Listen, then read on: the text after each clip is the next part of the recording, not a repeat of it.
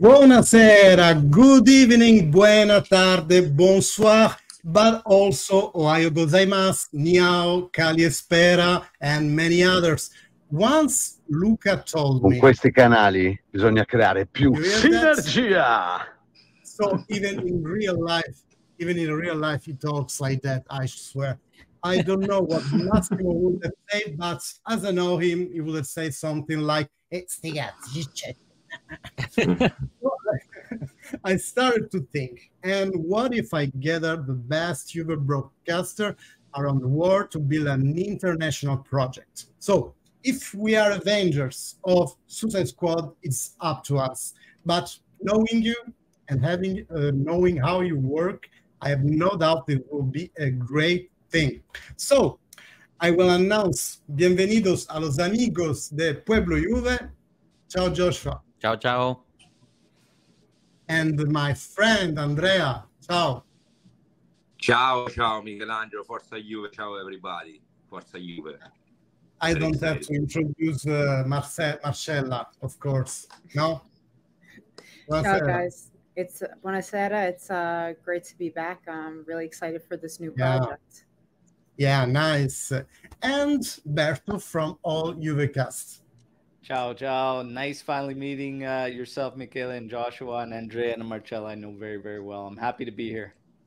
Yeah, it's a very good thing we are doing. The main task is really to create bonds within all the tifosi of the world. So the main criteria of selection, there was positive attitude, and all of you, I know who you are, so it's good to be here. We say hello to the chat. Someone is already talking English, you know, it's appropriating the thing. Yeah, nice. We will have some of our own communities who is coming tonight, but what I propose to do, it's the first time we are going live as GB United. Just say who you are.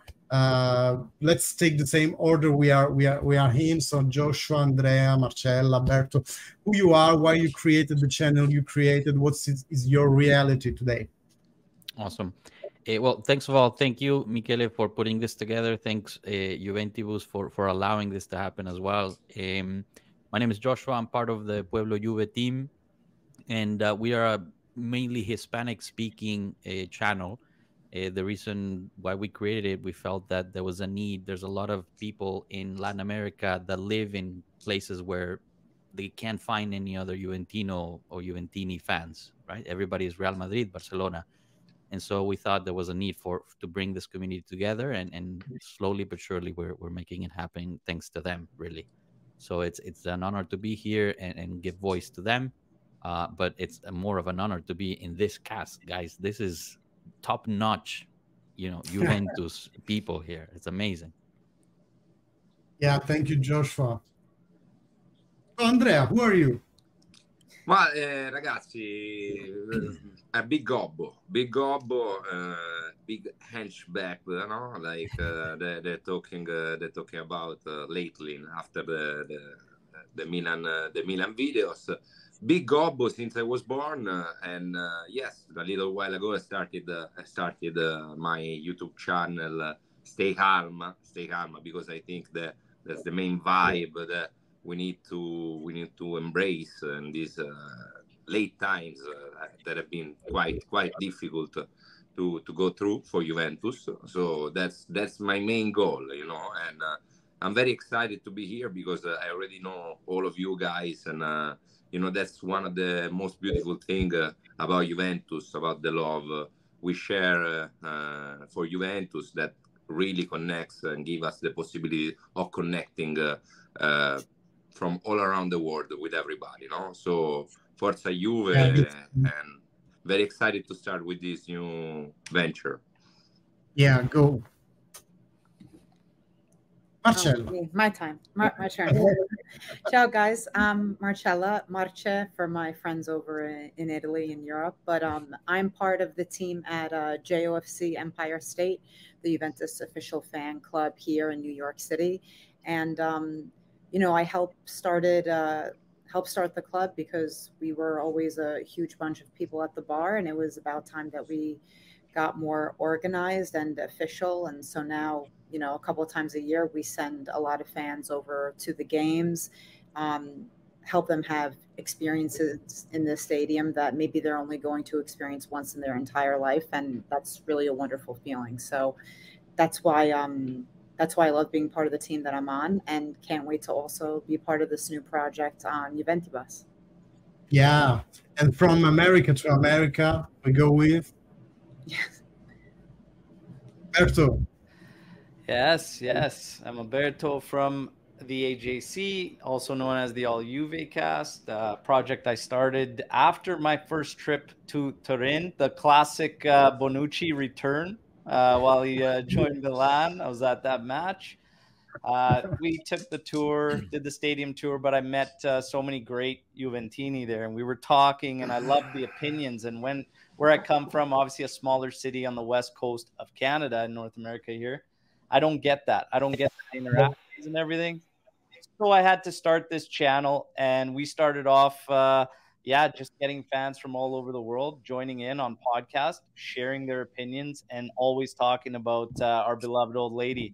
And from there, here we are, and we've been fortunate enough to form a very, very strong community, a community that we actually all share, that I know we have similar supporters that support all of the content creators around. And we have very, very strong content creators, and I am very, very happy for this venture. And thank you, Michele, and thank you, Juventibus. Yeah, thank you. Thank you to all of you to stay here. And like Sono Giapponese is saying, we will talk about Allegri. Don't rush. We have all the time in the world.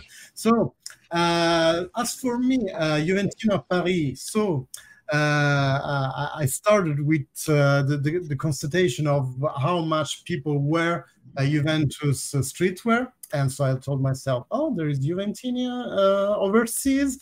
So I created this channel. It was great to share some deeper information, you know, in the Italian cluster, which didn't go outside of the Alps. So I decided to create a channel. So small community, we are all well joined together, we get along very well. We are also doing Fanta Calcio for the first time this year, so experiences all over the world. So we introduced yourself. Now it's time to talk about Juventus. And well, the first question I have is not really about Juventus, is like general, you know, we are used in Italy to have a certain way to live football, really.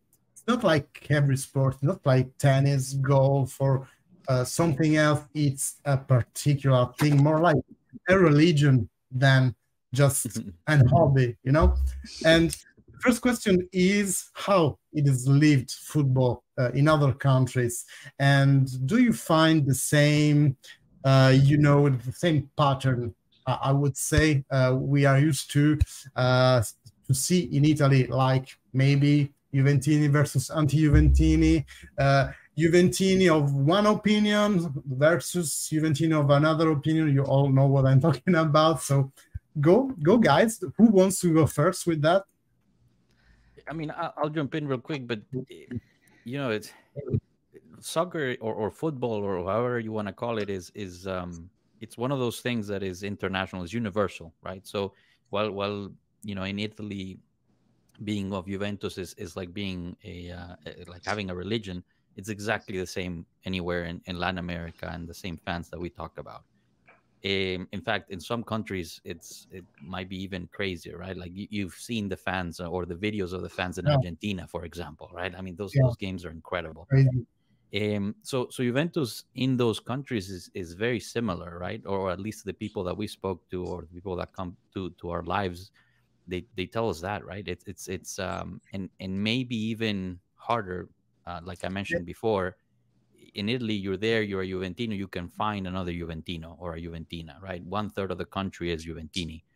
But in some areas of the world, you might be the only one. So it's even more of I don't want to say they're more fans, because they're not. Everybody's is a fan at the level that they want to be, but they've been defending the colors by themselves for many years without knowing, right? That there was a larger community. So Really? in that respect, I respect them quite a bit and love them for that.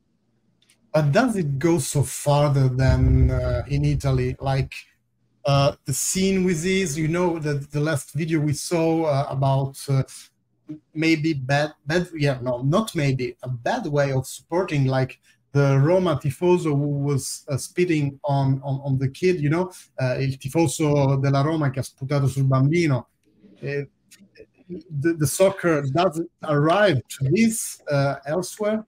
Here in United States, it wouldn't be possible, because for way less than what the guy did, you get out of the stadium. Like only if you're talking like in a bad way, in an aggressive way to someone, you're gonna have stewards picking you up with security and escorting you out.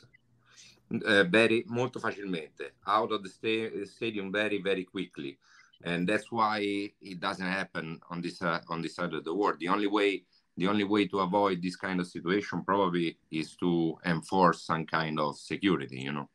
Yeah, sure. Yeah. In North America here, it's like we can go to big events, massive stadiums, 72,000, 80,000, and it's just regulated so much different. I think it's just the game itself of football and where it originated. Obviously, people still have their perceptions of what it's like, with going back to the days of when hooligans and the ultras, when it was really violent and whatnot, and they still kind of have that perception. When they look at our stadiums and they see that the visiting sector is actually has boards between them and the home fans separating them, they think, wow, are these games safe to go to and whatnot? Because you can't fathom looking at it in our sporting events. They're just regulated much differently. Something like that would be tackled immediately. I know it's as strict that if you're at a nationally televised game, for us, probably the bigger events North America would be NFL, okay? But those big events, when they're nationally televised, you can actually, even for profane language, get kicked out from the stadium, something like that. And it just won't happen over there, right? In Europe for Italian football and whatnot. So it's just different. It's very different. But how it's perceived is still very much, I think, to the old days as opposed to what it's like now. I've gone to the games, I feel safe and whatnot, but people still always ask those questions, right? It's just a perception thing. It's interesting to see, but you know, there is a perception, but it is based on some really facts.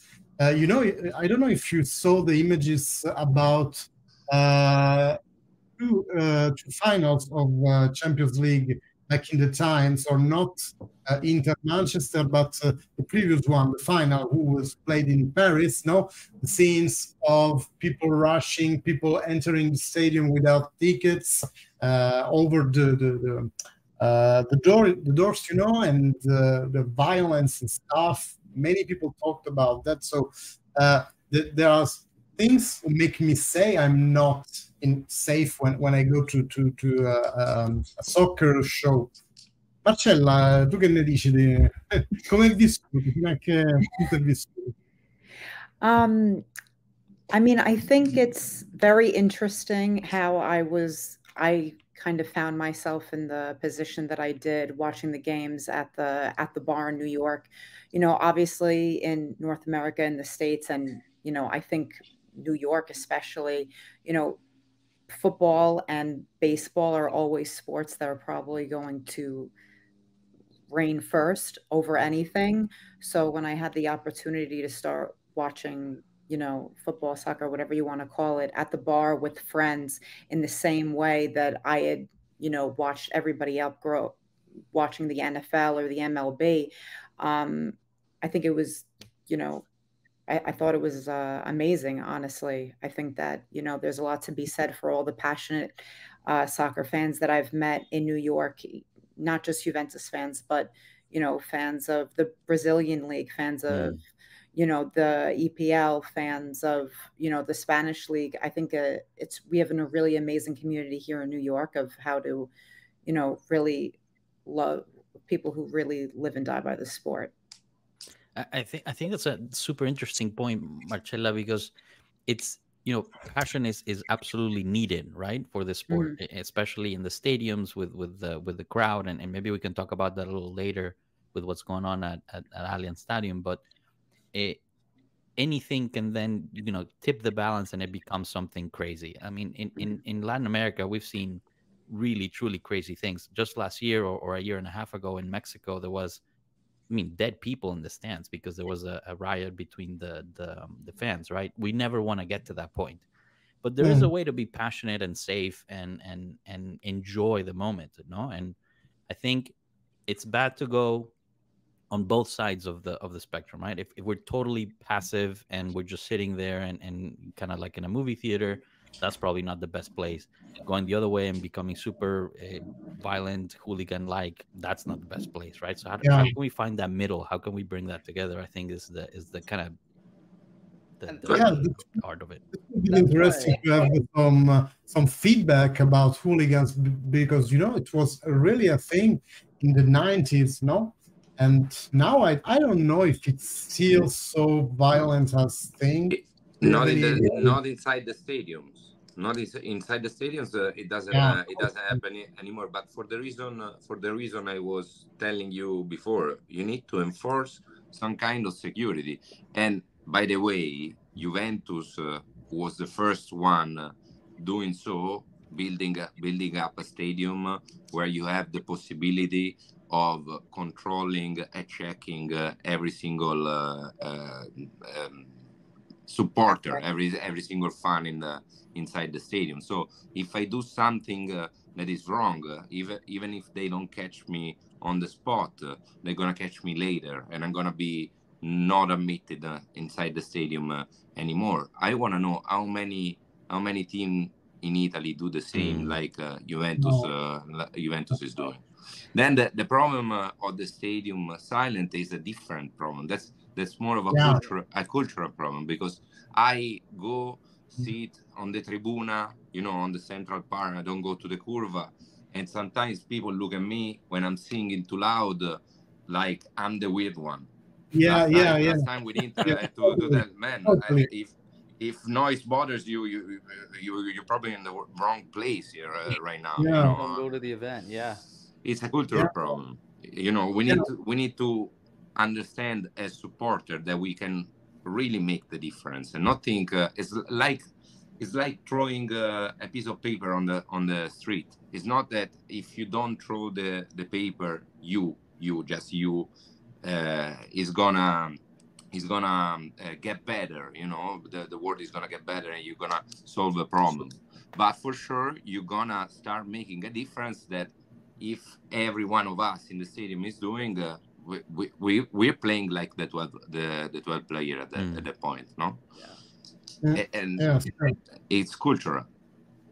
The problem of the silence at the stadium, I was coming to that, because the friends of Pueblo, gli amici di Pueblo in Sud America magari vivono differentemente. Veramente il fatto di andare allo stadio come una cosa culturale. So the fact that you are going to the stadium, and the fact that you are going to see a show in friendship, in family, we are not seeing this in some part of the Italian fan bases who go to the stadium, the hooligans, but the ultras, like we say in Italy. And the problem of the silence, I was coming to that too, because what we are saying, it's not, the problem is not that the stadium does only like in tennis match, like, whoa, great,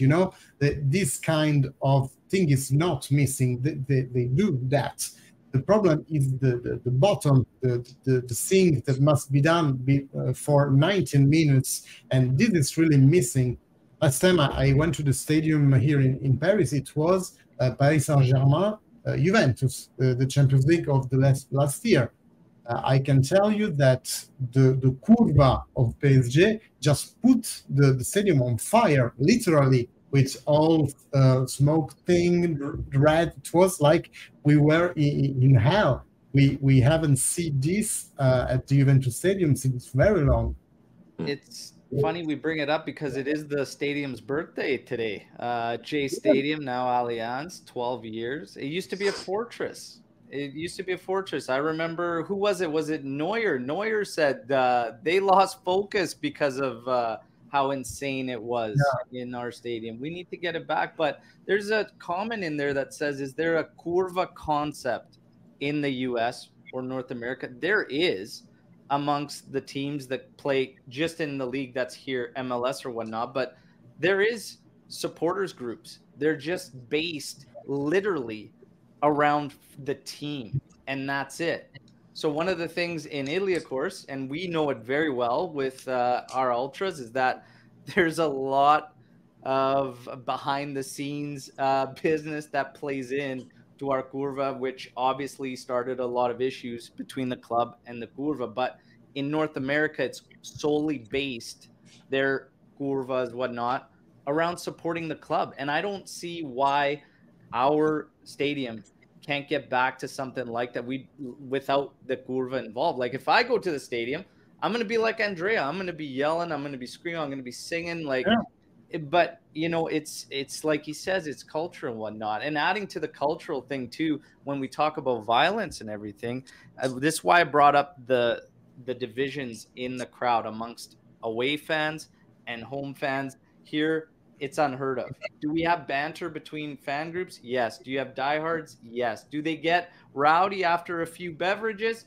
Yes, absolutely. Can problems arise? Yeah, in North America, we don't go to big events like that, and there will be problems here and there, but not to that scale. And I can't help but wonder, like, they almost couldn't control it. They've set these barriers up between these fans, and it's almost like setting a precedence and just kind of setting the tone almost, if that makes any sense to what I'm trying to say. And, you know, you have to work to get to somewhere where you can get rid of those divisions and people can go enjoy the match no matter who they support and whatnot. You still have your banter, you still have your whatnot, but I don't understand why it has to be to that degree. And with being in 2023, events that we see going on at football matches shouldn't be happening. You've got enough cameras, like Andrea pointed to and whatnot. You need to start taking a zero tolerance approach. But really, that approach needs to fall in line with not just the stadium, not just people that are going there and taking advantage of the event they're at, but even the league and racism for one, you know. And we can speak to this one for hours, where I know we're not going to, but when Juve is involved, it was, you know, the biggest thing. Well, it's crickets since that Roma game where Lukaku faced the same thing. And that's what I'm talking about. It needs to be zero tolerance for certain things across the line, but we just don't see it. There's a big inconsistency, and we allow certain things to happen. And I think when we're talking about the crowd, the violence and whatnot, we're kind of in a way setting the tone and allowing things to get to a certain degree. Quindi per Berto diciamo che la coercizione, no? Il fatto di punire molto severamente le persone che si comportano male dovrebbe essere un must, should be really a harsh thing to be punished when you don't behave at the stadium. So in maybe 2 or 3 generations we will go outside of that, because you know when we see the images we saw with the Roma supporter and the kid, it lets me think that next generation will do the thing. You know, it's like in French, cercle vertueux, un circolo virtuoso contre versus the other one, virtue versus the mouse. So I mean, I agree with you guys, but I do have to kind of, you know, be the devil's advocate. I totally agree with Berto, right? If you've done wrong, you need to be punished. You need to be out of the stadium, never to come back, right? I think sometimes also, and I think Juventus as an institution is complicit in this, we go too far, right? And what I mean is there might be 15 dumb idiots doing something, and we ban 130 people from the stadium. So that just seems, it's counterproductive, right? But in the case of the Roma fan, it is very obvious who the guy is, right? There's video, etc. I haven't heard of him, just the one guy being banned, right? So what you're saying, Berto, is totally true. It's a measuring stick, totally different when it comes to us and when it comes to anybody else in the league. I'm not so sure he was a Roma fan. I watched the video over and over again, and although he is spitting in the direction of the child who's wearing a Milan fan, if you look over the barrier, it seems like he was in the Milan section. Yeah, I think because I'm not so sure he was I'm not too sure he was a Roma fan. It seems like the adult there was pointing at the kid's Milan kit, showing that he's also a Milan supporter. Right, exactly. But that's even worse. So he's spitting at his own. I think he was really just an unhinged person. Yeah, drunk one. And I think it's really hard to understand the context of the video. Was he spitting at the child, or was he spitting at the adult that was behind the child? Was he, whatever was his task in that moment? There was not the right place for a kid for a kid to be. There was not a safe place to be for a kid. So that's totally a fail for any sport event when something like that happens. Either it's a Milan supporter, Roma supporter, he's aiming at the Milan supporter, he's aiming at the kid. It's not, the kid is there. I wouldn't like my kid to be there. Even if the kid wasn't there, Andrea, it doesn't matter. Like, even if it was just all adults, that's not a condoned behavior. True. It doesn't need to be a kid. The fact a kid was there is just makes it worse. Proof. If there was the need of the proof, it's symbolic. It's more symbolic. More symbolic. It make react more.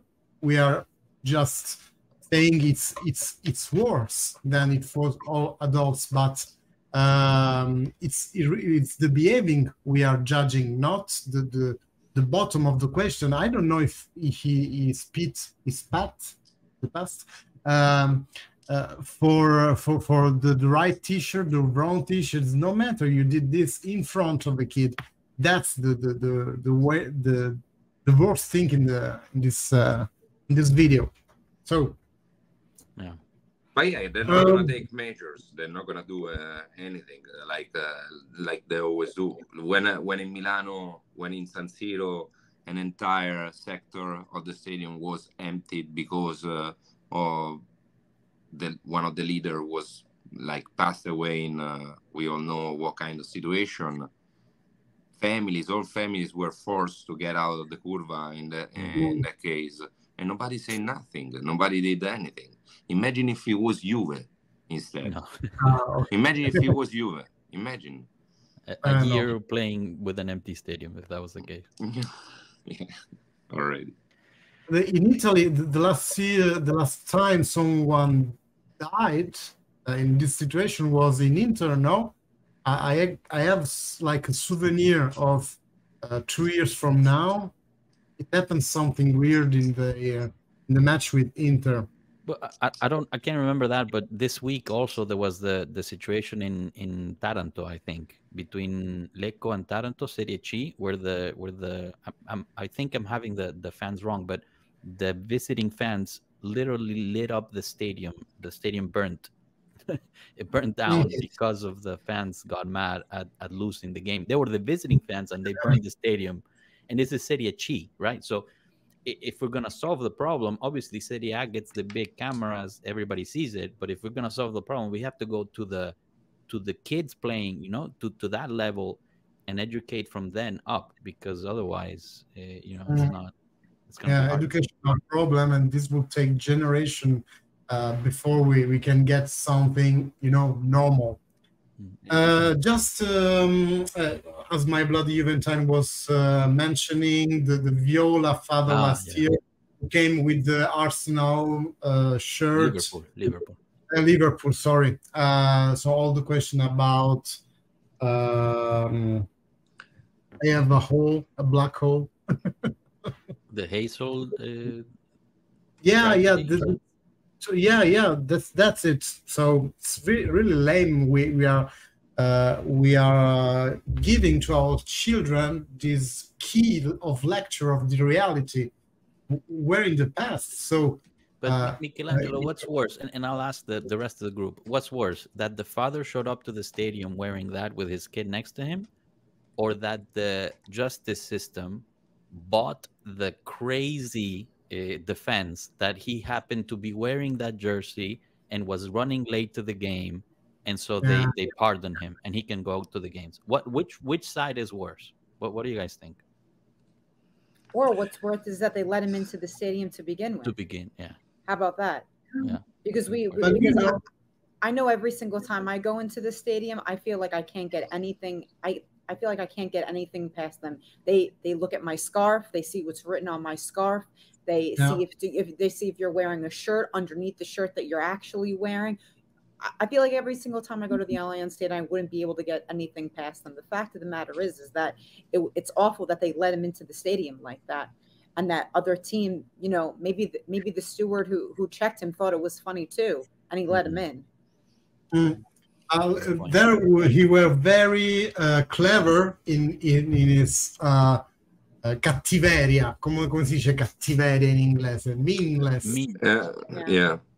Anger. Really, No. It's dove è stato intelligente nella sua cattività. Cruelty almost. He was cruel, but smart enough to be cruel at the right, time, the threshold of the being bad, because he didn't show up with die whole Juventus people. Just he was really the worst of the villain. The worst of the villain. Yeah. Tell me you're Juventino without telling it, No, non è Cazzimma il Montero, non è Cazzimma. È stato furbo quanto basta per dire non ci vado con la scritta morite tutti i Juventini. Hanno detto guarda, mi metto la maglietta che ci vuole, loro capiranno. They will understand why I put the shirts on. And when the justice see that, I can't forbid someone to enter the stadium with a Liverpool jersey, Who will make the link if not us, Juventini? But I think going back to the point of the steward letting him in, Italy, even at its bureaucratic level, loves controversy. From the stewards that also hate us from opposing teams, from people that are higher up. They love to see the controversy. They love to see the for lack of a better word in English, polemiche in Italian. And so I think that until all of that goes away, which it never will, we'll never really get the response that we want. Yeah, that's true. Italy and drama go hand in hand. Exactly. Serie A, I mean, FIGC, we don't have to look past what happened last year. No. Any other league, that would have been shut down immediately. And we saw it last year because Man City, we get this report, it comes out, headlines, all over the headlines. 8 years, they're being investigated, all this. What happened to it? Nobody's heard about it since. Why? Because the Premier League knows how to protect their main clubs. And in Serie A, it's different. They would rather see, even if it meant for the greater good, they would not lend a helping hand to help one another. Even if it meant they had to suffer a little bit, they won't help. And that's why I fear this league in general is going to suffer. And Juve, Agnelli's smart. Agnelli was the one trying to come up with a Super League. You don't think, there's reasons these things come. And we always, and again, the Prisma news that comes out now it's moving to Roma, all that. It's the same old story. It's one farce after another, but they fuel off this drama, off this controversy, and they think that it'll help or whatnot. It just shoots themselves in the foot. And that's why I really, really fear without change there, this league is going to suffer and continue to suffer and continue to slide. Look at Barcelona. Yeah. Sorry, Marge. No. I just wanted to bring up the comment that we just highlighted. Just look at Barcelona. Incredible. Like it's beyond me how they're still playing in La Liga and how they haven't gotten demoted. But it's yeah. I mean, what's crazy though, and you guys are totally right, is that Barcelona was proven to be doing those payments. Nobody in La Liga went after them or are in investigation or are going to be sanctioned, and hence UEFA doesn't sanction them. Man City, the investigation, the league protects them, etc.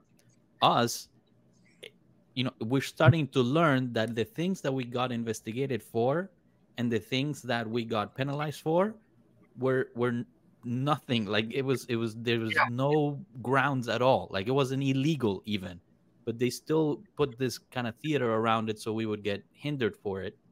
And we'll see, in many years how that results. But the difference is that you get, it's more important to hate Juventus and to persecute Juventus than to, make the league better. And you're totally right, Berto. I think there were some Serie A games this past weekend that didn't reach even 80,000 viewers. Yeah, that is ridiculous.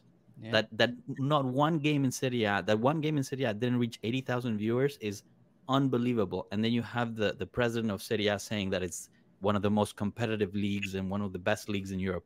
They live in a virtual reality that I can't get my head around. I don't know how they go to sleep at night. Yeah, because lo riassumiamo, no? Il Barcellona sta giocando quello che deve giocare, anche se è stato provato e che ha pagato degli arbitri. Noi nel 2006 abbiamo passato l'inferno, abbiamo parlato un po' del Manchester City, insomma, but when we always are saying here, the silence at the stadium, the violence, the way how all the football is lived, at which maybe we don't find in other sports. So why football is lived like that and tennis maybe not? Or American football, how you call it, American football, no? The rugby in France, even harsh people like bulldozer of muscles, but they are quite kind, I find, versus the soccer player or even the soccer supporter. Why is football so violent? Even on social media, we haven't talked about social media, but let's talk about this because it is another form of violence. What a question, eh? That could be the question for the entire segment of JB United. Because I don't know if we'll ever get to it.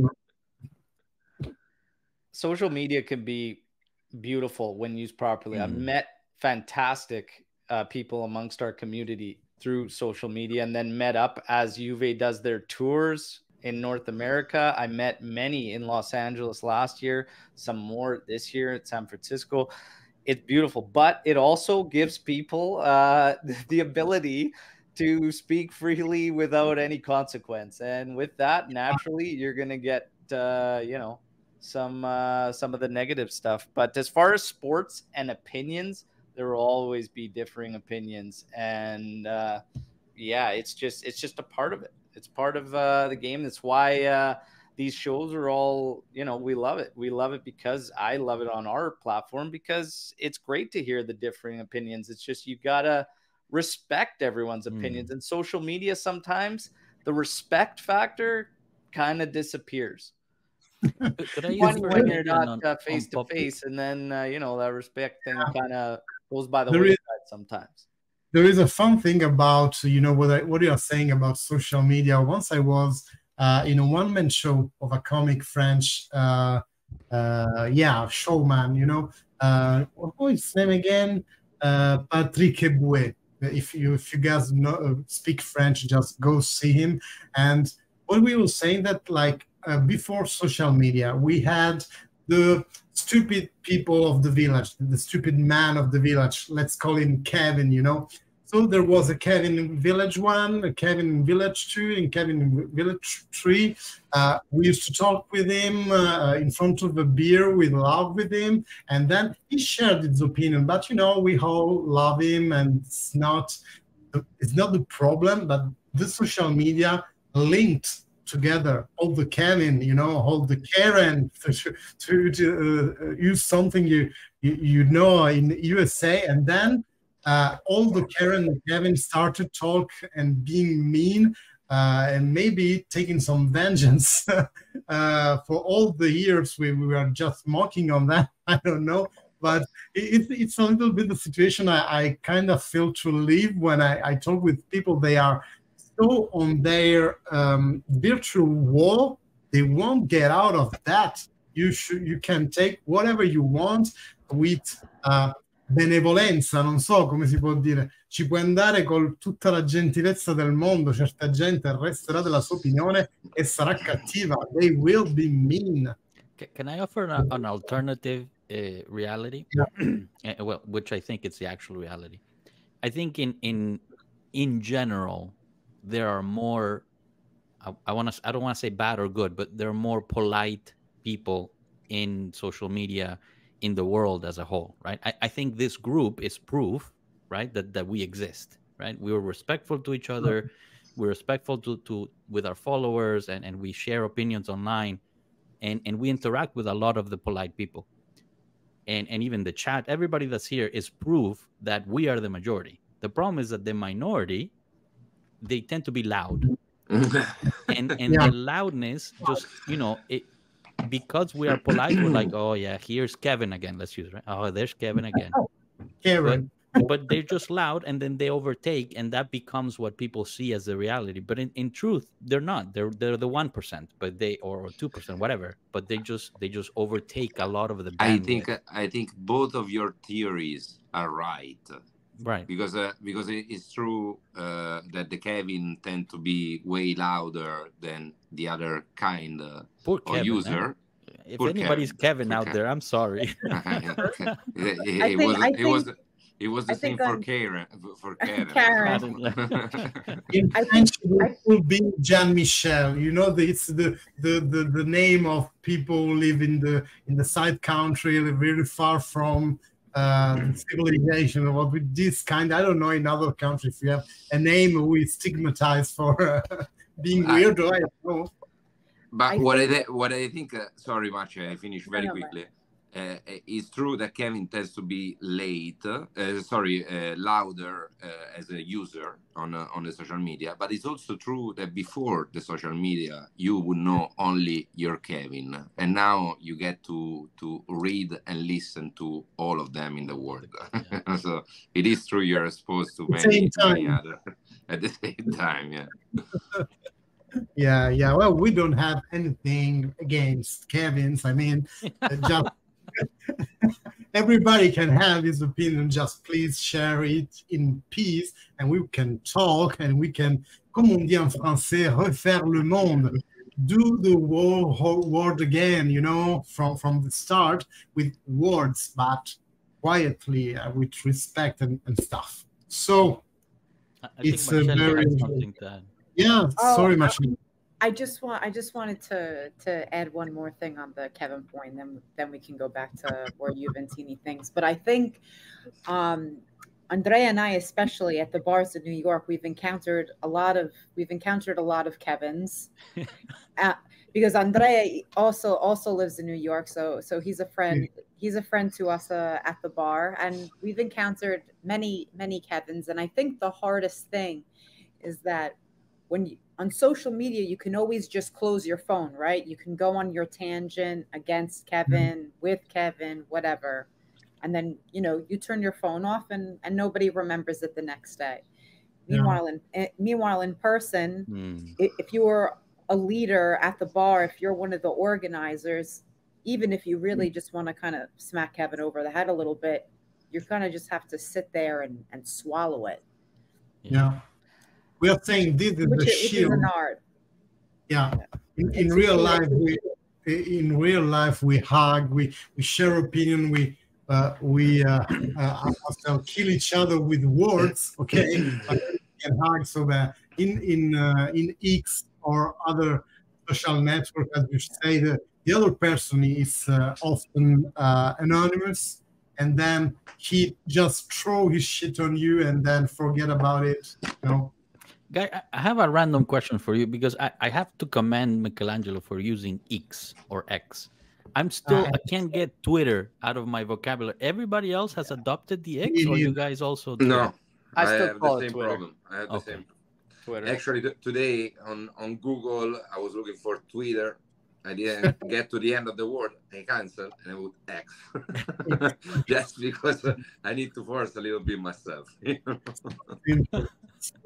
Elon Musk is really trying to make it all simple. You know, you just tape X on your keyboard and you have the site. Thank you, Elon. We love you. So maybe say that we touched a really, really wide question. We can talk about this for hours, but maybe we should talk now a little bit about Juventus news, and all of you knew which are the main topics in this pause of the game for the national teams. We have the Pogba situation, we have the Chiesa now situation. It came up yesterday, not today, in the morning. Today. We have the Locatelli situation because he did a really bad beginning of the season. He is a player, I think, in which everybody believed, and we are maybe a little disappointed about how he integrated Juventus in those 2 years. What do you think about all this situation? You can start whatever you want. Go ahead. I think the more pressing one is Chiesa, no? That was the newest news. But it sounds like we're okay. He stopped right on time. The tests have come out to be okay. He's not injured or doesn't show injuries, and they'll do more tests on Tuesday. I'm just happy he's okay. He's been instrumental for us this beginning of the season. Yeah. So to lose him this early, that would be a hard pill to swallow. Yeah, we're going to need all hands on deck until these other teams get spread out across other competitions. We got to stay in striking distance, and Chiesa is going to be crucial. We know that. But it sounds like it's going to be okay. So that's a big positive for sure. I'm happy if it's okay. It's even better because it's not in the national team. So right now, I wouldn't like to. I would like to not see any Juventus player in the national selection, and I seriously hope we don't qualify for the World Cup. But I know a lot of people is gonna hate me for that. But well, I love my chaos. We talked about it because Chaos. of the disrespect that we continuously get, and the league doesn't do anything to help us by any means. And it's I understand where you're coming from for sure. C'è il capitano, ragazzi. The boss is here. C'è il capitano.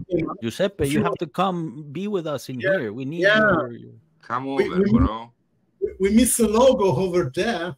Don't be shy. Don't be shy of the camera. He's definitely not shy. I work on him every day. Don't worry about it. There you go. Grande. One thing, he signed already. You can propose him a 4-year contracts. I don't know how much. Let's make out like Allegri, 4-year contract. Okay, you are the boss. I would pay Beppe more than I would pay Allegri, and pay him twice on JB World Days. That's for sure. We are coming on Allegri too. So I guess I understand what you're saying about the fact of players who played in national teams in the middle of every championship at the end. Maybe for the future, it will be a good idea to think about just stop 1 month in the summer and do all the national stuff there. Would be a good idea. This is a topic that at least in our community has divided the community, because a lot of our community became Juventus fans from the national team. So they watched the 2006 World Cup, fell in love with Italy, and then obviously because every time Italy wins the World Cup, the best players are from Juventus. They're like, where does Buffon play? Where did Cannavaro play? Where does Del Piero, etc. And so they became Juventus fans. So when we talk, we say, why are we giving our players to the enemy, quote unquote, FIG or FIGC? But in reality, people want to see also Juventus in Italy. It's a difficult thing to come to an agreement with. One of the many things that divides Juventus fans across the world. But it's an interesting topic.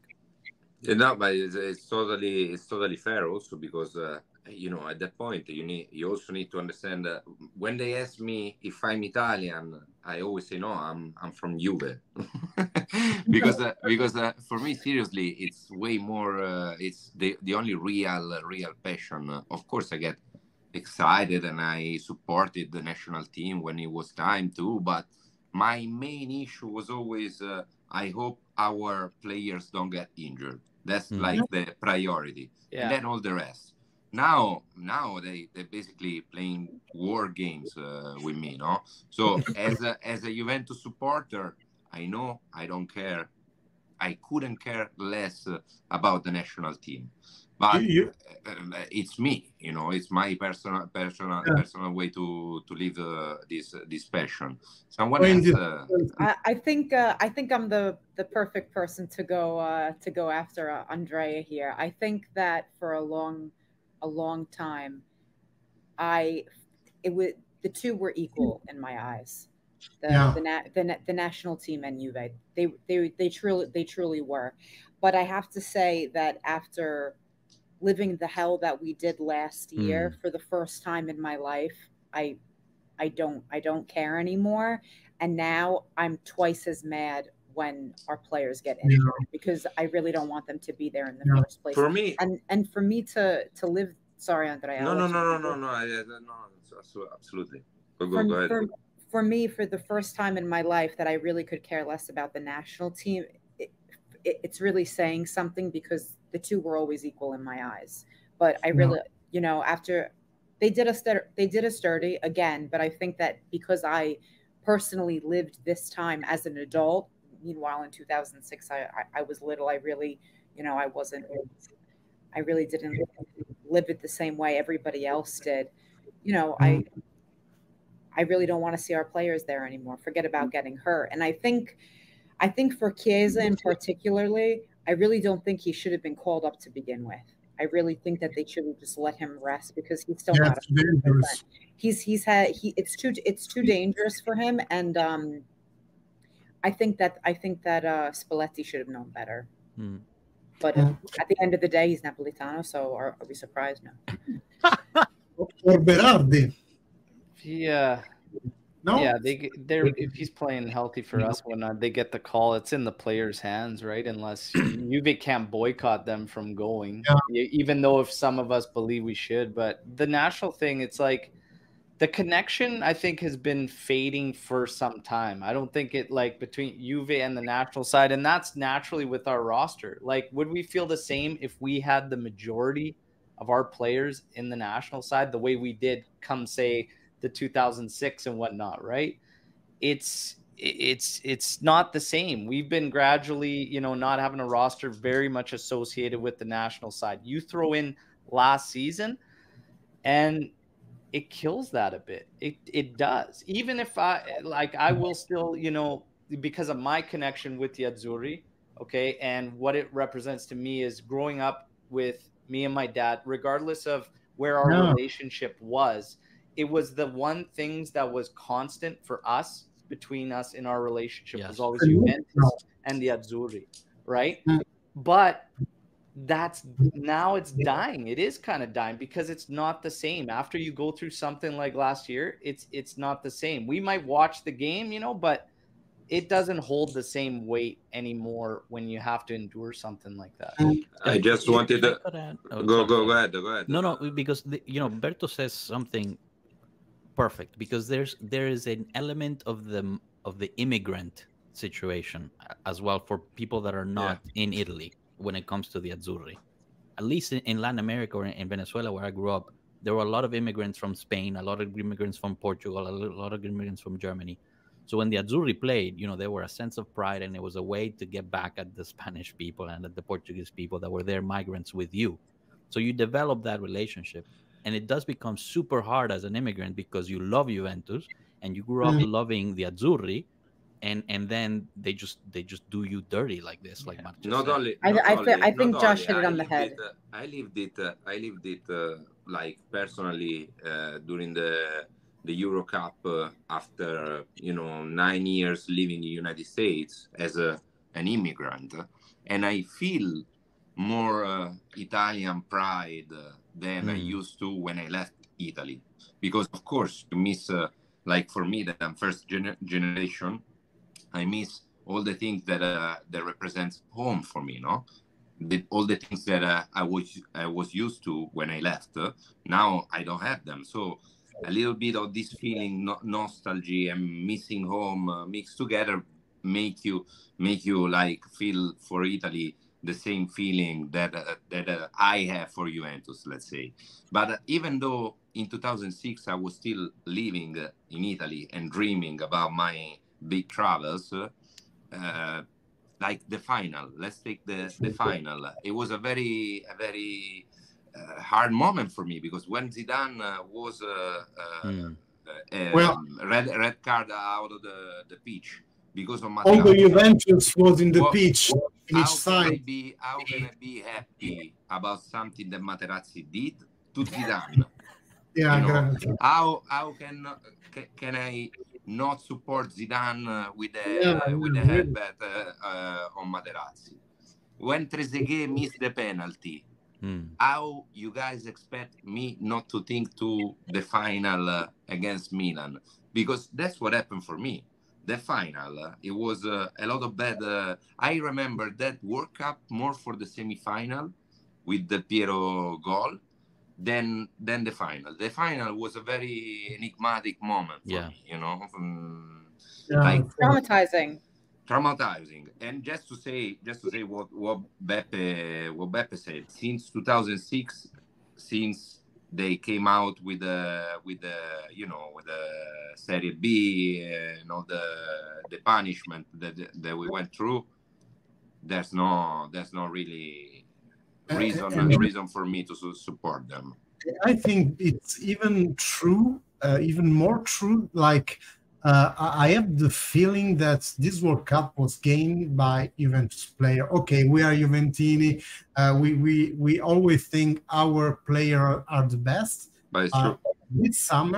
This summer there, with what he did to Juventus, it was a really hot climate around the national team. I don't know if you guys just remember how the press pushed on the players and on the Italy trainer to say something about this, and they like cockroaches just sono chiusi, come si dice? They compact. Yeah, they compacted themselves in such a solid thing, such a solid team that made them won this World Cup. This is how I feel. I feel that was really the World Cup of Juventus. And then next year, it was one of the worst year ever lived by Juventus people. If I could add two things. One of them is, even, Moggi has said it in Juventus, there were like 11 Juventus players in that final on both sides of we were, it was an incredible team. Two, if you haven't seen Lippi's interview 2 years ago, they did like a whole special on Lippi. I can't remember the name of the channel. I'll look it up and send it to you guys. But he talks about that. He talks that the group was so concise, so strong within themselves that anything that the press or the outside world would bring to them, it just built them up more. It just helped them to be more. And then the last piece that I'll say is, even though 2006, 2007 was one of the worst things that ever happened to us, it is still created a whole generation of fans that are diehard fans for Juventus. That, I mean, we went to hell and back, but they just, I mean, the love for the club, you really could, there's a whole new crop of people. And that's what I'm hoping, at least from this Prisma debacle, is that people realize really what Juventus is about, especially the Juventini and the Juventus love that there is and the support for these colors. in order to create the whole new generation to bring us forward for another decade and more of victories. Just one thing about this situation with national teams who take players from clubs. There's something people often don't know. There is laws about that, about how federation can take the players from Juventus, so we can't go against it. Okay, we already said it. It's the choice of the players, but you know that if one player comes to be injured in a national team game, the club is not even rewarded. It's not the right word, you know, but Compensated. That's the word. Compensated about that, because if the injury is lower of 60 days, I guess, I remember, there's no compensation. If it's 61 days, then the club will have 1 day of compensation. So the national team compensates only starting from 60 days, and 60 days for a club is just huge. It's like two-tenths of the whole season. Yeah, basically. Yeah. And the question is it the national team that compensates the club, or the organizing? So, for example, if it happens in a Euro Cup match, does UEFA compensate the club, or does it have to be FIGC that compensates the club? You mean FIFA, maybe like World Cup or something like that? Right, because FIFA does pay the clubs whenever the players are given to the World Cup.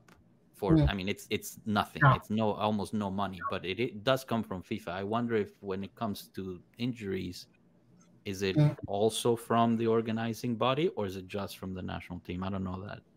Yeah, I don't know either, but I guess that the player are like in possession of the national team. They play for the national team, so it's up to the national team to compensate.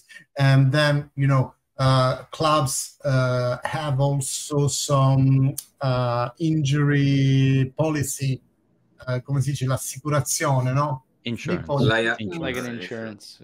Yeah.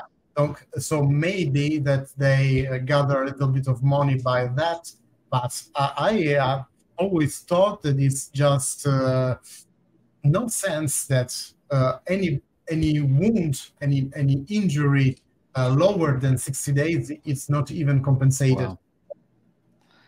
Well, I mean, even if we're just talking about it, like, to be compensated, regardless what are the compensation levels and everything, period, you still have the clubs that are taking on all the risk in doing this for these organizations, right? That are doing what?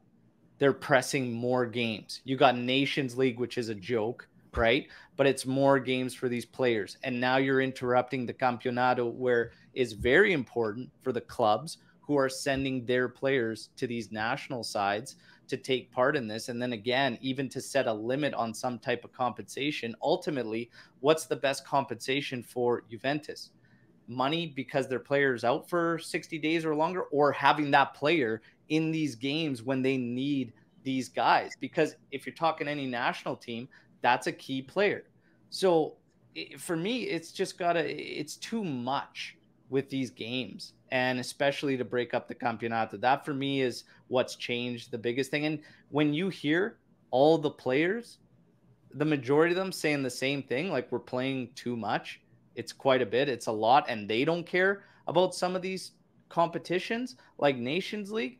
It's a cash grab again for the organizations involved.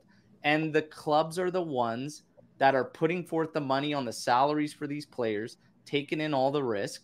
And it's just, something's got to change. And again, you can put this with Champions League, because the whole Super League thing and everything Agnelli was kind of going towards was the clubs need to what? They need to get reimbursed more money. And he's right, because you have UEFA, who is just literally an organizer, okay? And they're distributing all the money, obviously taking home huge amounts, and the clubs get next to that. Like, you can play in the English league, finish God knows where and get close to the same amount as these teams killing themselves in Champions League, there's something wrong there. So Agnelli recognized that and he calls out for it. And these guys are just organizers. That's all they are. They're not taking on any of the risk. Organizers. The clubs are the ones that suffer. So for me, take the risk, as you they say. play too much. They play too much. Yeah. These guys. And And I would love, now, like Andrea Berto. said, one day, you know, hey, you know what? If they could, you're not getting our players. Honestly, And it's going the other way because now we have more teams in the World Cup, so there's going to be more games in the World Cup. We're going to have more teams in the Champions League, so even more games. It's World Cup incredible. for clubs, guys. No, we will be a World Cup for clubs. How much all the players will do in some year. Now it's like 50 if you go farther on the European competitions, and then will be what, like 60, 70s. They think that to increase the value of the product they are selling, they have to put more competition. But let's say you just do less competition, but more quality. That was the core of the Super League. Marcelo, you were saying something?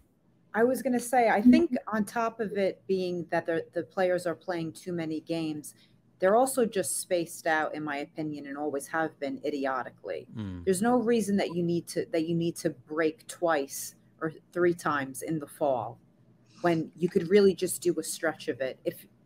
In my opinion, if you took 2 teams off of Serie A and you made it 18 teams, you give yourself a little bit more time in the schedule to play those international games and to give the players rest. But I totally agree, Marcella. But then the other side of the coin is the teams are still paying the price for the national team because now you've taken away 2 more games from the local teams. Right, That's but you backload or you front load those games. Yeah, I agree. And you put them closer together. It's not. Don't get me wrong. It's not the ultimate solution. Yeah. But I think it's a place to start. No, I agree. There needs to be a solution, but it feels like we're going totally the wrong way on this one. Yeah. So I just take the commentary, the post of PL. Ci chiedi se metteremo i sottotitoli. Allora sì, è previsto di mettere i sottotitoli. Io ho provato un programmino che aggiungeva automaticamente sottotitoli in 2 lingue, non una. E io parlo francese e lui mette inglese e spagnolo, fantastico, solo che la traduzione fa cagare onestamente, quindi per fornire un servizio di qualità aspettiamo, cerchiamo soluzione, ma we will grow with you. So if you guys follow us, follow the channel Juventus, and you prove to Luca Monblano there is a court situation here, we are hot, we want to talk about Juventus in English, maybe you will put some dollars on the table to buy a tool to do subtitles live. So it's up to you guys. Just be with us, interact with us on social media.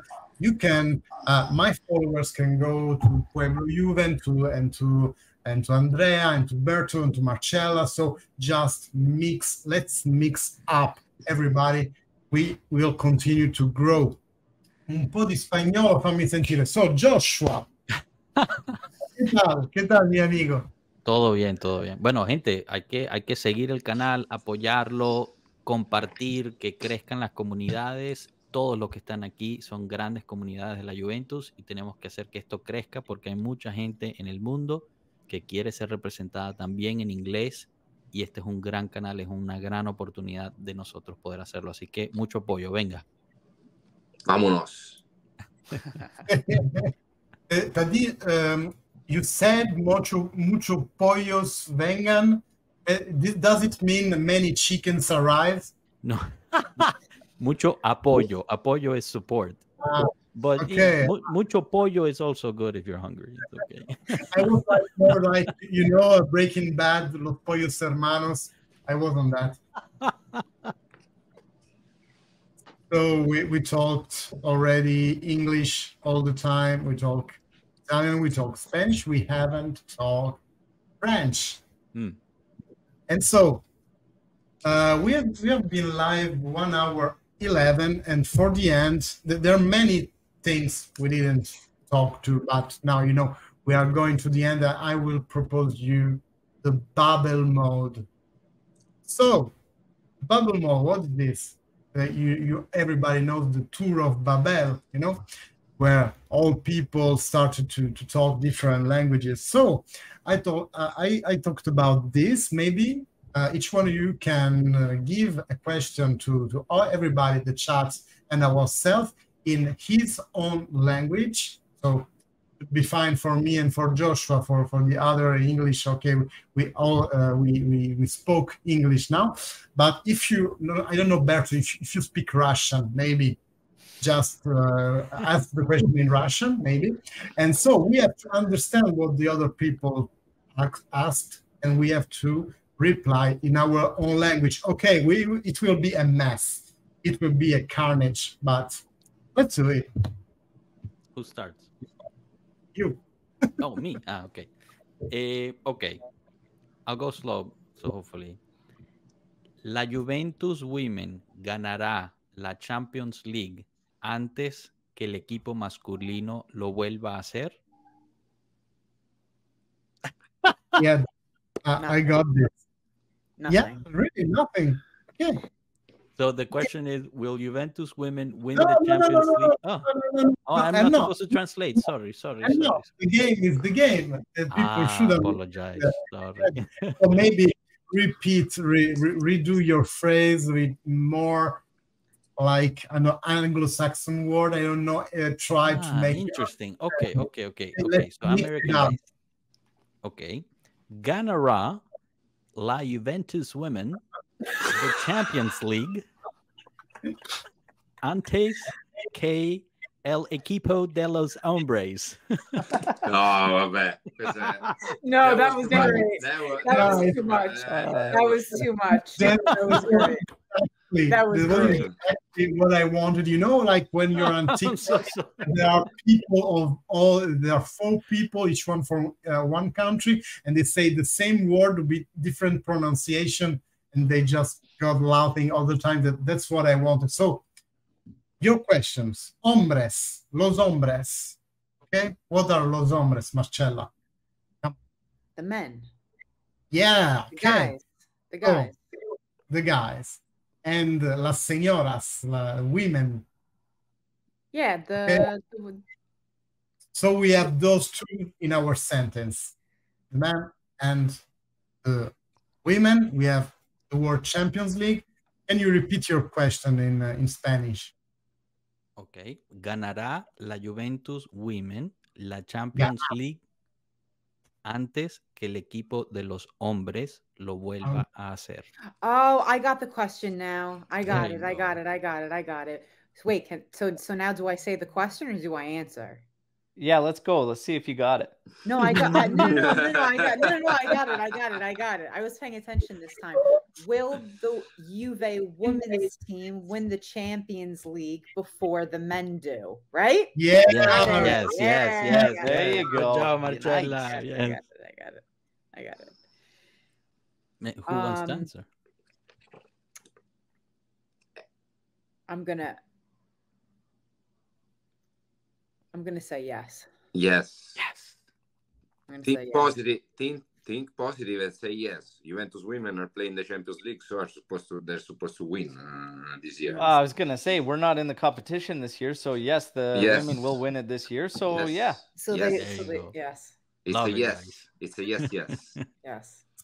Alors, je pense qu'il y a une forte chance que les femmes gagnent avant les hommes. Wait, I was not ready. I didn't know you were about to. I was ready and I'm still not getting it. Come on, let's go again. No, do it again. Oh, so, je pense. Okay? I think. Okay, nice. Il y a. There is. A strong probability, une forte probabilité que les femmes gagnent avant les hommes. Okay.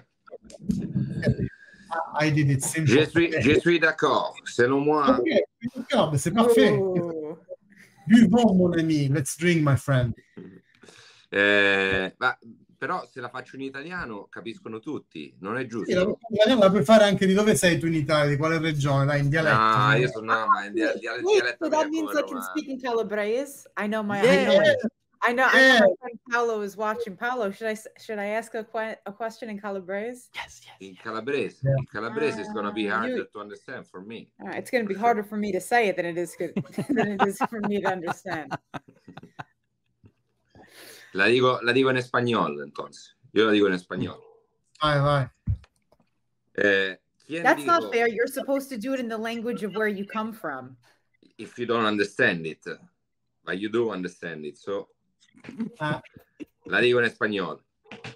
¿Quién dijo la famosa frase pelota su y la regla zizou?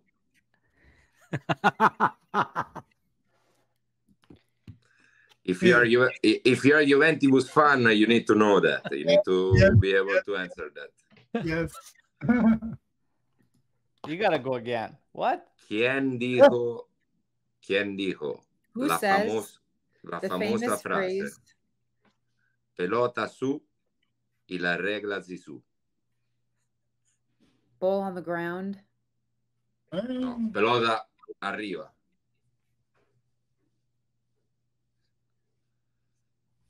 Oh, let's make the phrase in English, maybe. In English. Who pronounce the sentence? The ball up and Zidane is gonna take care of it.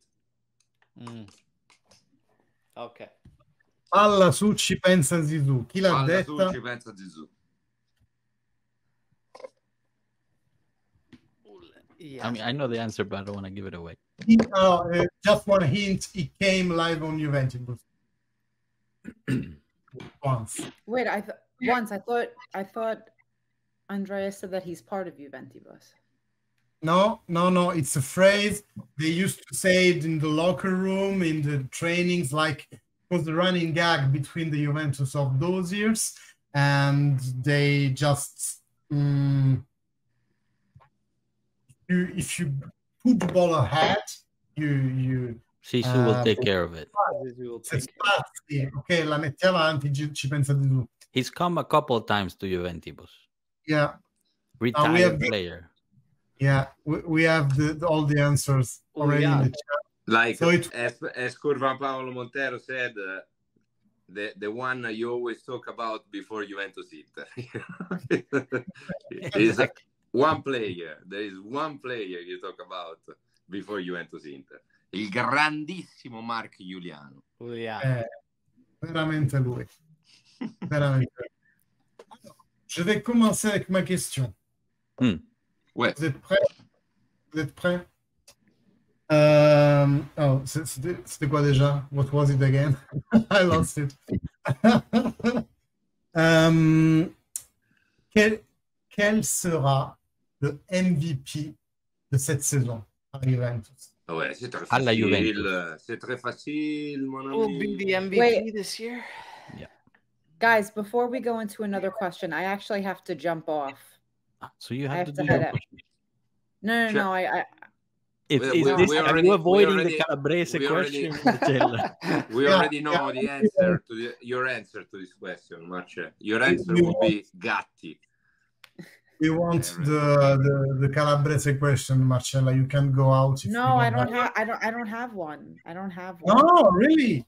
No, I really don't. I really don't have one. That's why she's trying to sneak out right before. Yeah, that's fine. Guys, this is good. This is good. The next episode, Marcella comes with her Calabrese question. I agree. We have a deal. We have a deal. Fine. We have a deal. Next time I'll come in with my Calabrese question, but I just wanted to say thanks again for having me on, and I'll see you guys next week, and Forza Juve. Sempre, Alla fine. Ciao guys. Ciao. Ciao, bella. It will be an Anduia question. MVP? Who's going to be the MVP? In Juventus, eh? Nduja could be really an English word. Do you know that Nduja know? I think they actually. That was a dad joke. That's what we call a dad joke. Ciao, grande Frank. So who could be? Cambiaso. Did you guys see the video today? That Yeah. Ooh. He's hard, like He's he's something. I think there's something there for sure. Something there for sure with that guy. And he's giving me the same feeling I had when Chiesa started to What is this to play with touching? us. Hey, This feeling I have, very because it comes from inside, you know. So I need to give it the same feeling the Chiesa gave me when I arrived, you know.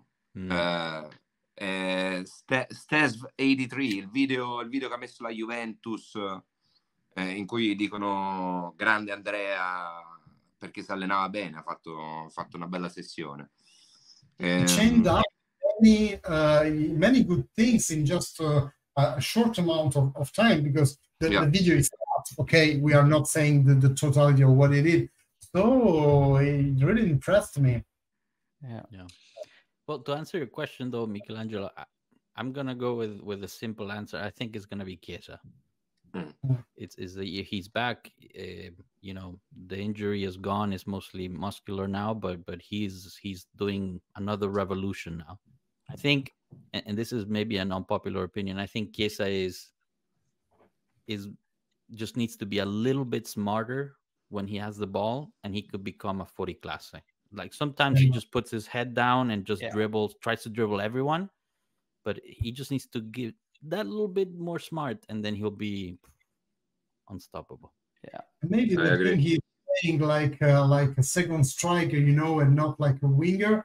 This should do the thing, because when you're in the middle, you have to look at other ones. You can't do like wingers and just point your man or your two mans, just dribble them. You have to be more part of the game. So maybe this could unlock some feature on Chiesa, like his father. So I am too young to really a souvenir of that he switched from winger to second striker. But I knew him like a second striker, and he was a really good one. Yeah, for me, I'm gonna say Chiesa too, but another player I think might be in the mix. He doesn't get enough love, I think, or appreciation. Danilo, the Capitano. I'm gonna say he's gonna be in the mix for me. Him and Chiesa for MVPs at the end of the year. Very nice. I see what you're saying, because you know it is the right of player. It's not the big champions. It's not the one who stole your eyes. We say in Italy, ti ruba l'occhio, no? Danilo, ti ruba l'occhio. But he is always solid, always there. He's respected by all his co-team player, and this is really important, because we always need to have some anchor, some the basement of the locker room, and we have lost a lot of them in the past year. Let's say it was Bonucci. I don't know if we are going on this direction for Bonucci, because we will talk with another hour, but maybe in the end is what more a problem than a solution. So we need some man to be the solution of this Juventus. And I think Danilo perfectly fit the role. If I could just add, non ti ruba l'occhio, ma ti ha rubato il cuore, because he just took on Juventus. Che poeta. Didn't steal your eyes, stole your heart. I got that one. I got that. There you go, Alberto. He was Italian. The Italian, I'm expecting you to understand, Papa. Alberto, I wouldn't expect anything less than this. There you go. No, this is going to be great for me. It's fantastic. But no, Danilo, like for me, he's symbolic of the exact kind of character we have always been known for. If you think to the first season he came to Juventus and how poor that was, to think to where he is now, and how did he get there? Head down and keep working. 100%. And just grinding it out. And that's the kind of guys Juve was built on. Like, we had these guys in spades, so many, you know, maybe they're not the flashiest, but they get the job done and they give you 150% of what they're made of every single time. And for me, that's him. And I don't think he gets enough appreciation. He gets not enough love from Tifosi, because maybe he's not considered world class like they want to say or whatnot. But for us right now, he's huge. He is huge, because Bremer, you know, Sandro, Gatti, there's going to be ups and downs. But for me, Danilo is steady. He's steady the whole way. Yeah, it's true. And I will go further on what you say. You say he's not getting the appreciation he deserves. I would say he gets eights too. This is just not comprehensible for me. I don't get people spit on Danilo. How will you do that? I have personally, Michelangelo, before Antes, I was about to answer. Beautiful. Before we all talk about Chiesa, when you ask the question about the players in the national team, and we didn't say anything about Locatelli, but actually probably that's what worry me mostly, because that's one issue with our supporters, community of supporters. You cannot whistle Locatelli, not because I don't agree he's not playing you know, the best between commas, the best season ever, but I don't understand how, as a Juventus supporter, you don't see the sacrifice and the willing of actually doing something for the team of this player. Right. So I don't understand what's the point. Why people in Allianz Stadium only wants to cheer and doesn't want to support, you know, because that's the problem. They all cheering when we score a goal, when things are going good, you start to listen noise and everything. But when it's time to support, when it's hard for our players, hard for our mates, for our lads, because we want to be part of the same team, then let's be part of the same team. And when Locatelli is going through a hard time, trying to help out the team because he's playing in a position where he never played before. That's the second season is doing so. But when I'm talking about, let's try to be a little bit empathic and understand. Try to wear the shoes that our players are wearing right now. Yeah, I think if I could jump in, and I think I'm going to make a couple enemies here, and these both things are related. Why Danilo gets such little love? Why Locatelli gets such little love? One, because Danilo came for Cancelo, which for some reason we idolatrized as an incredible footballer that we missed out on. He's a great player, but he didn't become what we thought he was going to be. Let's be honest. He has a lot of disciplinary problems, etc., etc., etc.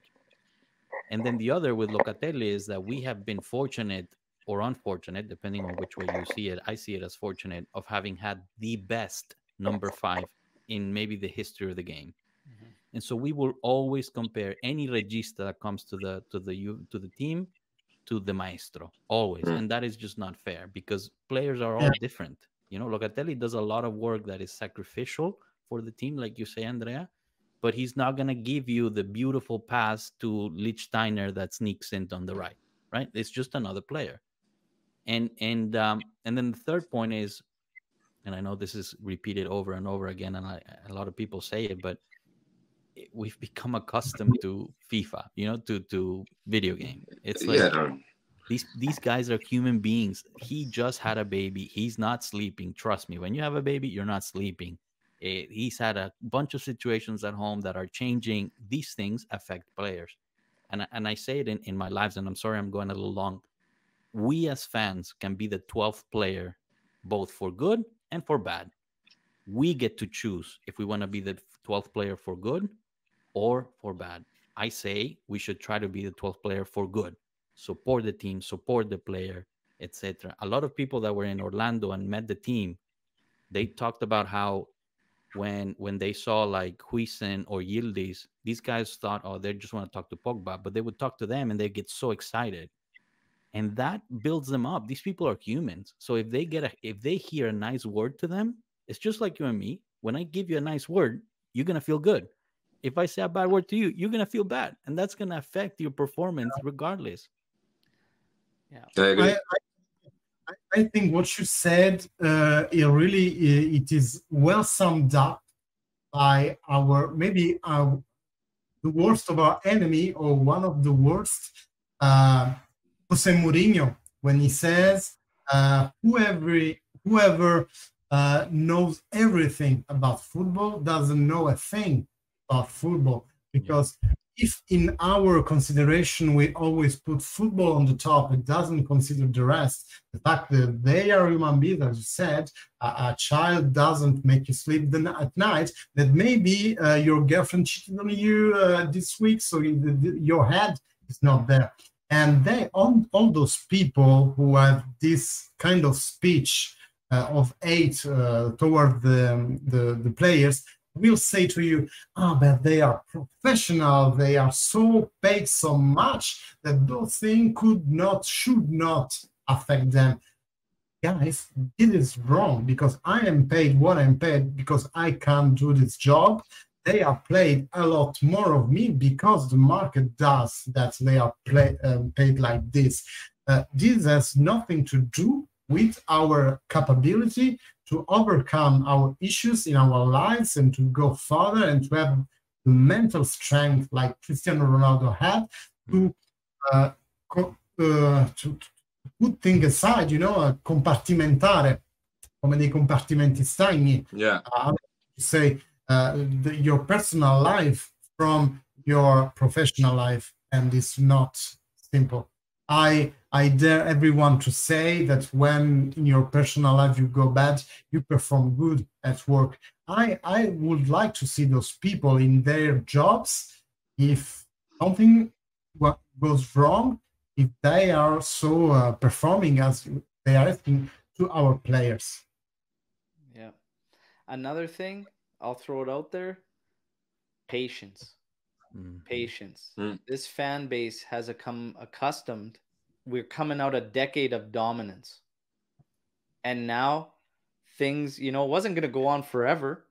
We were going to, surrender the Scudetto at some time and have to build up again, and the patience is not there. They said, "Ciao, Rino." It's that patience, and now they want to win. They want to win now. We all want to win right now, and there's always going to be scapegoats amongst the players, because they'll always have, some that maybe aren't up to the level of the others, and they'll be picked on, and they'll be whatever for, any reason. Like you said, the Cancelo move, and then you've got Locatelli coming in, and everybody's still got Pirlo on the brain. It's like, guys, what are we doing here? Right. Locatelli, that was going to be my question, one of the questions, okay?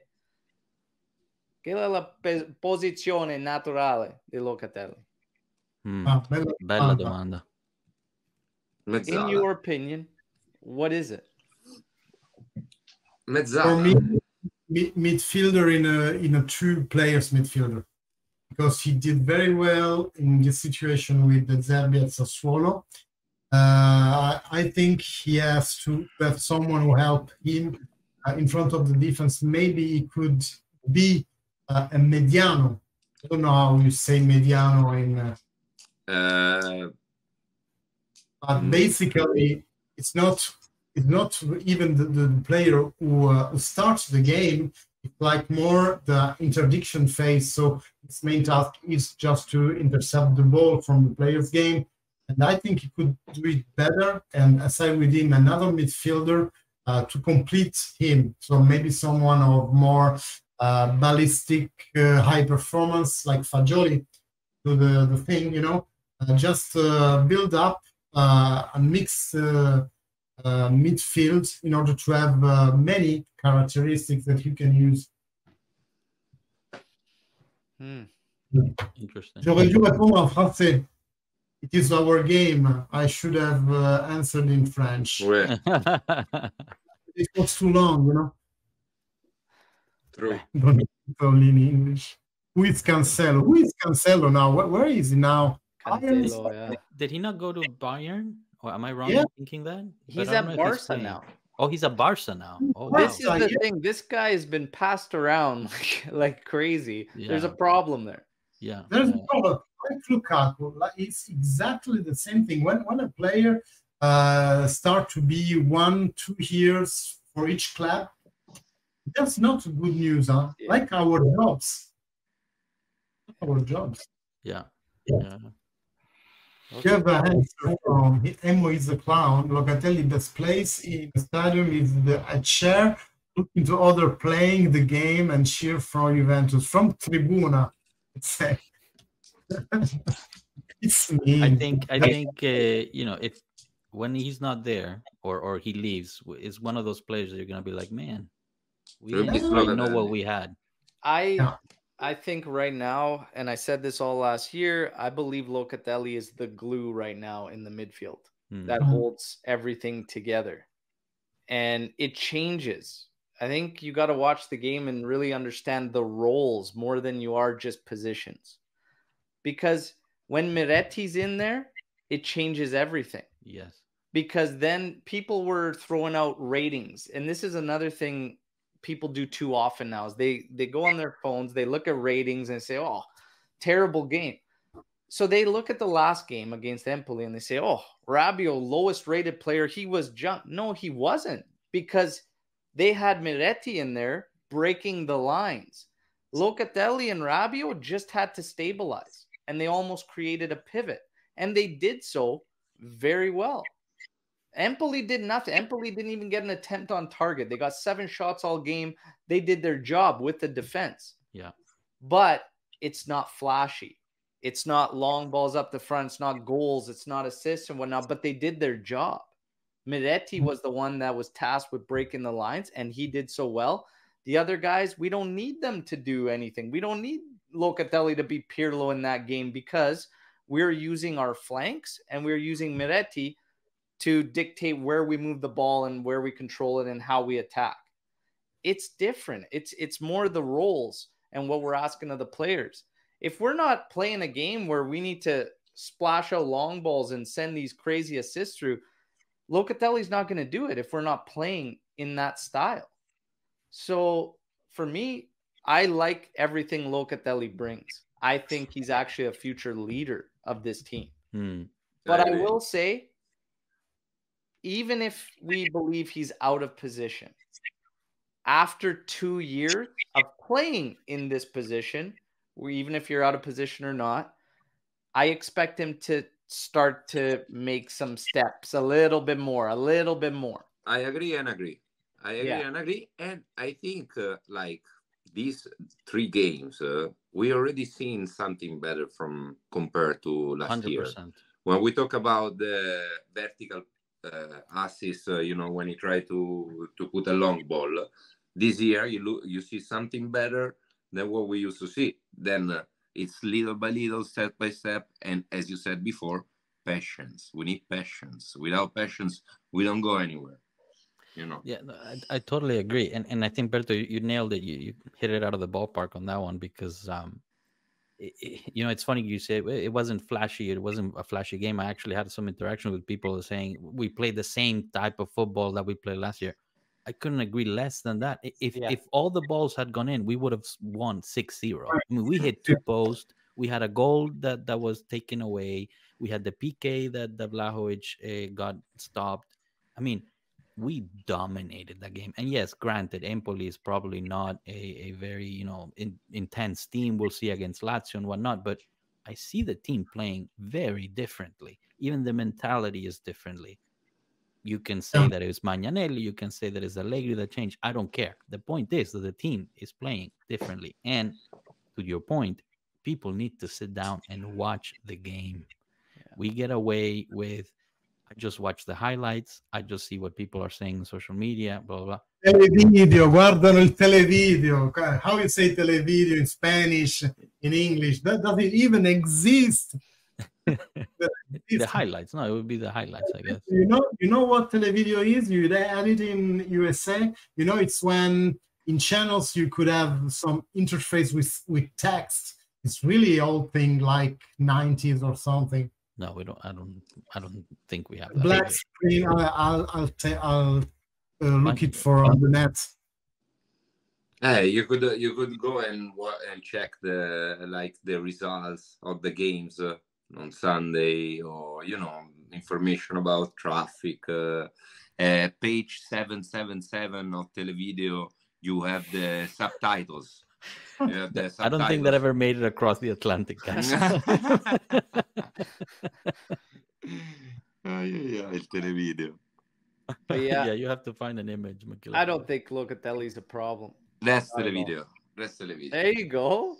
You could basically get into this interface, and every page is something. It could be late news, the result of the games, any kind of stuff. Wow. Like in my remote now, I type 120. I'm finding some politics news. If I type 190 motors, etc., and people used to get the results of the match here. Like you go to Rai Uno, you hit a button and you have televideo. It was like the Google of of like the comment there, Jurassic technology. That's real. But it was Jurassic, but it was already illuminating to the future, because I remember watching the results and waiting for the page to upload and see all the way to the end of the games, and that's something that we would do today without a way to watch the game, probably. Fantastic. Whatever works, Right. And I have another one for you. I'm just looking for this. The best televideo screen of all the times. Yeah, I guess many have already understood what I'm talking about. I'm just not fine. Guys, one of the questions in the chat before was nobody put Dusan as a potential MVP for the year. Yeah, Do we not feel that he'll have a good year? Well, I hope he will have a good year.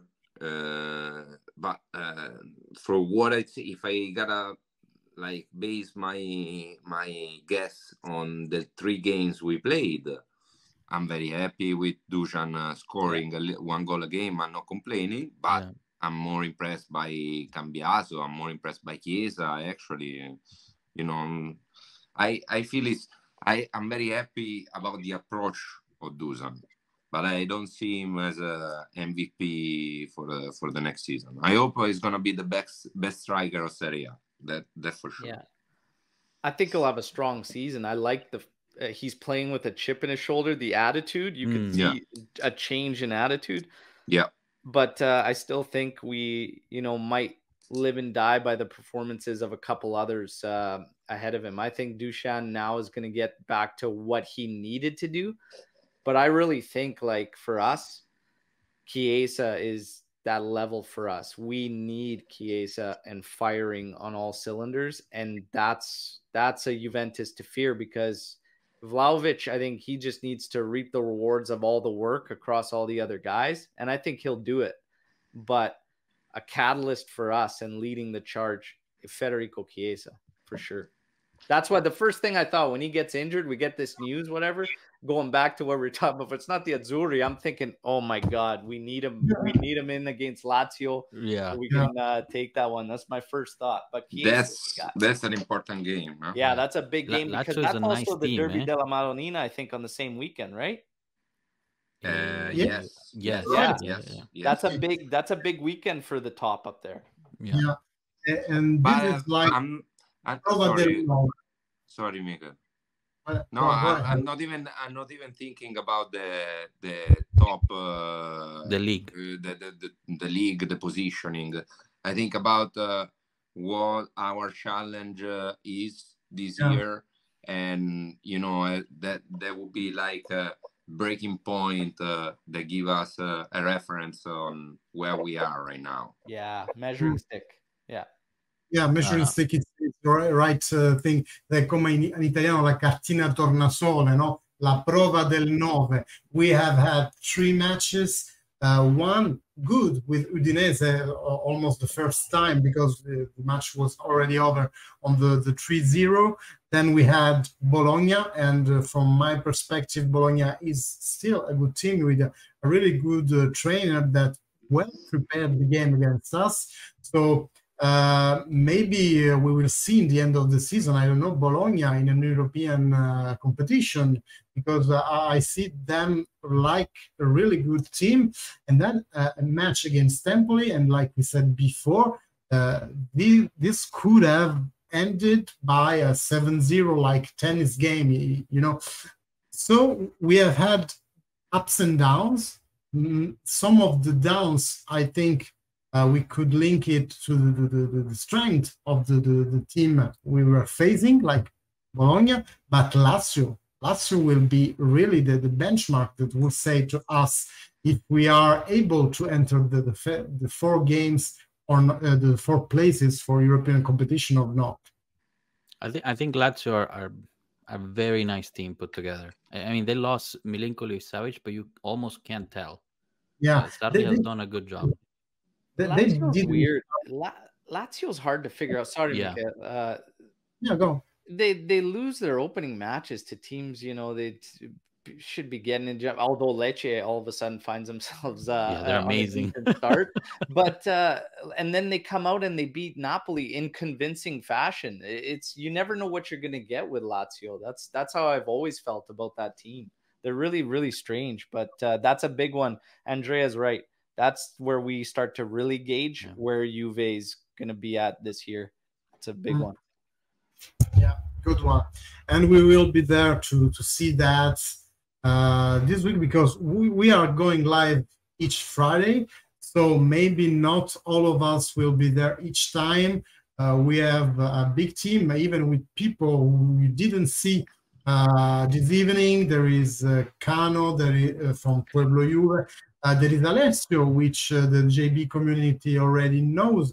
And then we could really spread the word and get, I don't know, maybe there is an Italian in Japan which opened a channel named, I don't know, Juventus Gene, no? The people of Juventus. Maybe this guy will come here someday, say goodbye or sayonara, I don't know, but we are spreading. The main task is really to create bonds between us, content creators of Juventus, but more deeply with you, a Juventus supporter. Because I will tell you one thing that really that gave me chills. You know, I have all my la chair de poule, on dit en français. Goosebumps. Chicken skin. You know, I had this. Goosebumps. I had this some weeks ago when I went to Pueblo Juve in their lives, and then I saw someone on X commenting on it, and the guy was has my name, not Michelangelo, my name of the family, you know, and it's a quite rare name, and it gave me some. Wow, we are all cousins. We are all of the same family. The guy lives in Latin America. He supports Juventus. He has the name family the same as me. And I think we should be like 20 in the world having this name. And this was like, c'est un petit monde. The world is small. El mundo está pequeño. Es pequeño. It's incredible where this as a passion can create bonds among us with kilometers between. Yeah, I love it. Yeah, that's what a good thing. So thank you, all of you that have been there in the chat. Thank you to Joshua, Berto, Andrea, Marcella, who left earlier, and all the people who are working on this thing to make it work, to make it a thing. do not hesitate to go follow each one of us on our social network, because the communication will be done on our social network, the topics, the launch tweets or the launch post when we are going to be live. And we are going to be live each Friday, 9 p.m. Guys, I give you the word for the final salutation, les salutations finales. No, I mean, I'll jump, but other than thank you, this is absolutely beautiful. I think those words that you said at the end just summarize it perfectly. It's a big planet, but it's a small world, and Juventus love is universal. So it doesn't matter the language. We just, we chose English because it's what most of us speak, but the real language is black and white. Yeah. Che poeta. The guy, I will tell you another aneddoto, come si dice in inglese? Anecdote.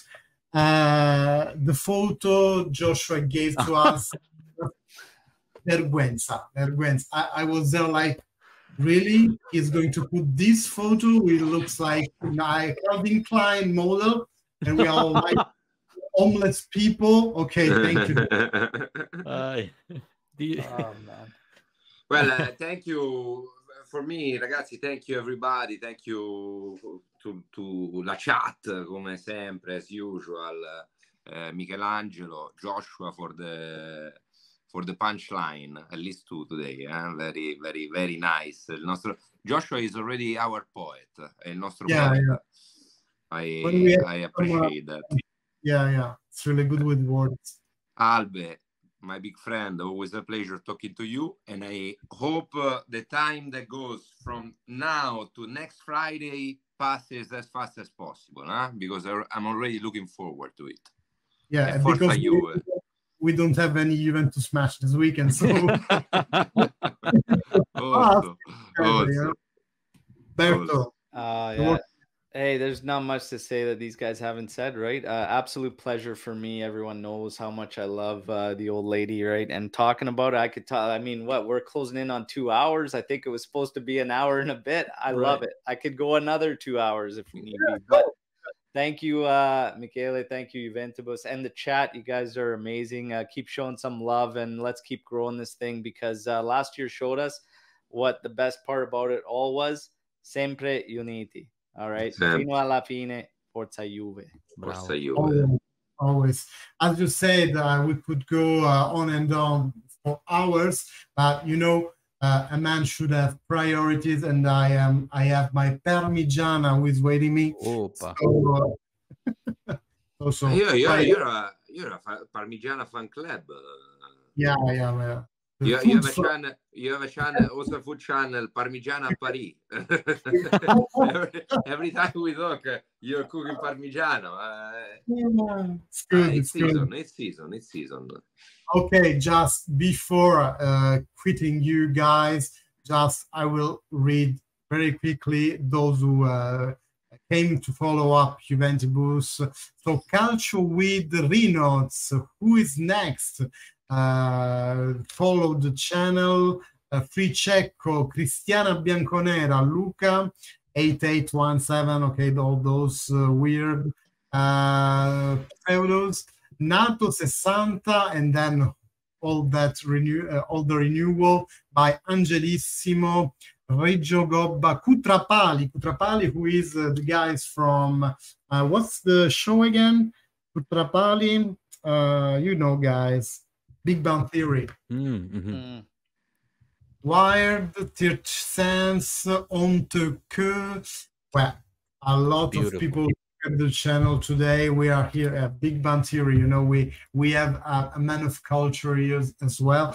So thank you guys all, and see you next Friday with JB United. Always united. Bye, guys. Forza Juve. Forza Juve. Ciao.